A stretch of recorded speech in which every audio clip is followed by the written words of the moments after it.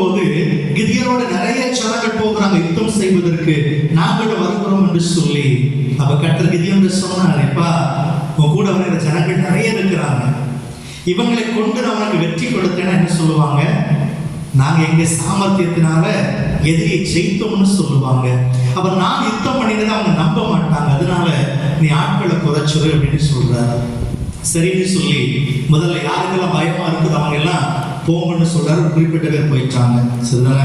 அப்ப ஆண்டவர் பார்த்தாரு, இன்னும் அதிகமா இருக்கிறாங்களப்பா, இன்னொரு சோதனை வைப்போம்னு சொல்லி ஒரு ஆட்கண்டைகளை கூட்டிட்டு போயிட்டு தண்ணீரை குடிக்க வைக்கிறாங்க.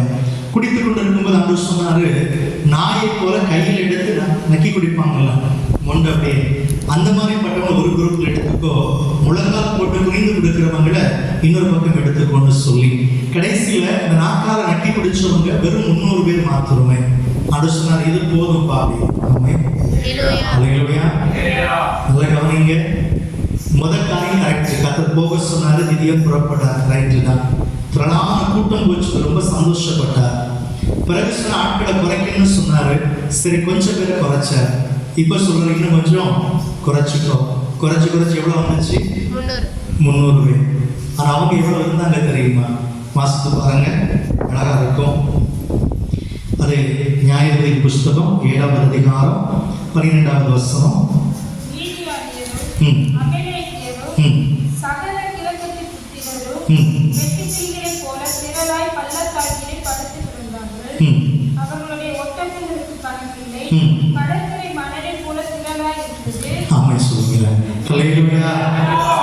எதிரிகள் எவ்வளவு இருக்கிறாங்க?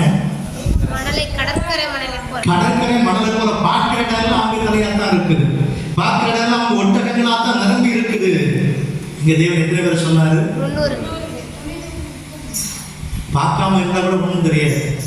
இப்ப நேரடியாக பார்த்துட்டார்.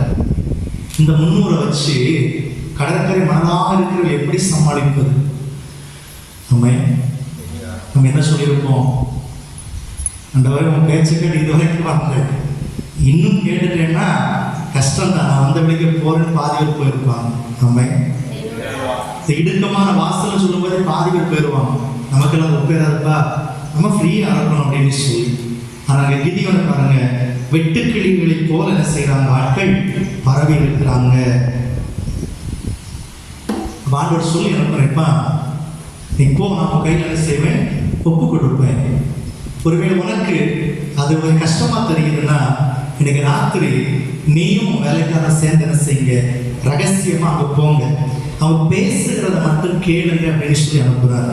அப்பதான் இந்த கிதியோனும் அவரோட கூட பூராவும் சேர்ந்து போறாங்க. 2 பேர் போகும்போது அந்த காட்சியை பார்க்குறாங்க. பார்த்த பிற்பாடு அங்க இருக்கிறவங்க மாறி மாறி பேசுகிறாங்க. ஒருவன் மற்றவர்களுக்கு ஒரு சொப்பனத்தை சொன்னான். 13ஆவது வசனம். அங்க போகிற அந்த மீதியான என்ன பண்றான்? 2 பேர் பேசுறாங்க. ஒருத்தர் சொல்றான், எப்பா நான் சொப்பனத்தை கண்டப்பா அப்படின்னு. அடுத்த சொல்றான், சரி சொல்லு, பரவாயில்ல. அவன் சொல்றான், ஒரே ஒரு சுட்ட வார்ப்போதுமே அப்போ உருண்டு வந்துட்டு மீதியான கூடாரத்துக்கு மேல விழுந்து எல்லா கூடாரமும் அழிஞ்சு போச்சுன்னு சொல்றாரு. ஆமா, இது சொன்ன உடனே இன்னொருத்த விளக்கம் கொடுக்கிறான், எப்பா சுட்ட வார்ப்பதும் உண்மைதான், அது இருக்குது, அது வேற யாரும் இல்லை, அந்த கிதியோன் தான். ஆமா, அல்லேலூயா அல்லேலூயா. இவ்வளவு சொன்னதான் உண்டு. கிதியோன் புறப்பட ஆரம்பித்தார். 300 பேர் 3 படைகளை வகுத்து பாறைகளை, காளைகளை, தீவட்டிகளை கொடுத்து, நான் சொல்லுவது போல செய்யுங்க, கர்த்தரின் பட்டயம், கிதியோனின் பட்டயம்னு சொல்லி ஆர்ப்பரிங்கன்னு சொன்னாங்க. நடு ராத்திரில ஆர்ப்பரிச்ச அந்த நேரத்தில் அங்க கடற்கரை மணலாய் பரவி கிடந்தவங்க மாறி மாறி வெட்டோடு அத்தனை பேர் செத்து போனாங்க. ஆமென் அல்லேலூயா. விதமா கிதியோன் வெற்றி பெற்றார். ஆமென் அல்லேலூயா. நல்லா கவனிங்க. சில நேரங்களில சில பாதைகள் பிரச்சனை ஒரு பெருசா தெரியும். இந்த கடற்கரை மணல பரவி இருந்தாங்கல்ல, அப்ப என்ன பண்ணணும்? எதிராளி பேசுறது கொஞ்சம் லைட்டா கேட்டுக்கோ அப்படின்னு. அவன் அழகா பேசினா சுட்ட வார்க்கோதுமை அப்பம் உருண்டு வந்துச்சு. இந்த வார்க்கோதுமை யாரு? கத்த தெரிந்து கொண்ட கிதியோன். பழைய பாட்டுல இன்னைக்கு அது யாரு? நீங்களும் நான். ஆமென். வார்க்கோதுமை அப்பம் எப்படிப்பட்டதா? சுட்டுது. ஏற்கனவே சுட்டு வச்சிருக்கிறாங்க. அர்த்தம் என்ன? உபத்திரவத்தின் புகையில நான் உன்னை புடமிட்டேன். ஆமென். அல்லேலூயா. உபத்திரவத்தின் குகையில புடமிட்டு வைத்திருக்கிற தேவனுடைய பிள்ளைகள் அந்த வார்கோதுமைக்கு சமம். அவர்கள் நினைச்சாக்க அந்த பலத்தோடு எவ்வளவு திரளான கோட்டைகளை தவிர்ப்பார்கள். ஆமென். அல்லேலூயா. நிச்சயமாக முறியடிப்பார்கள். எவ்வளவு பெரிய ராஜாக்களை முறியடிக்க முடியும்? உண்டா இல்லையா? இப்ப சொல்லுங்களேன், கிதியோனுக்கு வெற்றி கிடைச்சது, நம்ம வாழ்க்கையில் நமக்கு வெற்றி கிடைக்குமா கிடைக்காதா? கிடைக்கும். எப்போ? நான் சுட்ட வார்கோதுமை முதல்ல மாறான். ஆமென். அல்லேலூயா. சுடுவதற்கு ஒப்பு கொடுத்தாதானே கட்டியா இருந்திருக்கும், அப்படித்தானே? மாவா இருந்தா அது உருண்டு இருக்குமா? பச்சோடனே சப்புன்னு படுத்திருக்கும், அப்படித்தானே? ஆமென். கொஞ்சம் சுடப்பட்ட வார்கோதுமை உருண்டு சென்றது.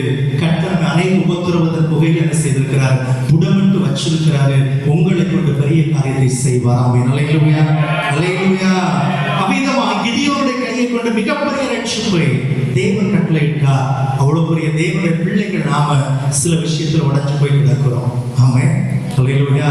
சில காரியத்துல நொறுங்கி போய் கிடக்கிறோம். கடற்கரை மணலான ஜனங்களை முறியடித்த தேவனை பெற்றிருக்கிற நாம் நம்ம வாழ்க்கையில் வருகிற திரளான போராட்டத்தின் நடுவில் விடாய்த்து போய் கிடக்கிறோம். அதை சொல்றாரு, எதிராளி பேசுவதை கேளு. என்ன பேசியிருப்பாங்க? நம்ம நினைச்ச மாதிரி இல்லை, பெரிய ஆள் தான். நம்ம நினைச்ச மாதிரி இல்ல, பெரிய ஆள் தான். எவ்வளவு செய்து பார்க்கிறோம், நல்லா தான் இருக்கிறாங்க, வளர்கிறாங்க, உயர்ந்துட்டே இருக்கிறாங்க. யார் சொல்லுவாங்க? எதிராளி.